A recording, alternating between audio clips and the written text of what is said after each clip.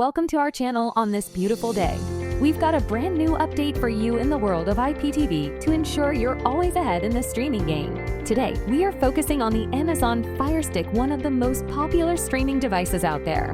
But before we dive into this tutorial, make sure to hit that subscribe button and visit 2tv.store, your go-to provider for the best IPTV experience with top-tier content. Let's jump right in. First, switch on your Firestick and go to Settings. Navigate to My Fire TV and select Developer option.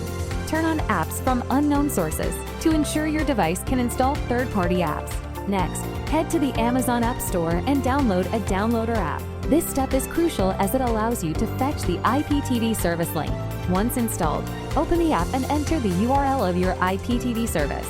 Download the app and install it. Launch the IPTV app, sign in with your credentials, and voila, you're ready to explore an endless variety of channels and programs.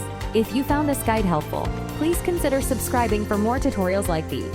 Remember to check out 2tv.store for the best IPTV services out there. Until next time, happy streaming!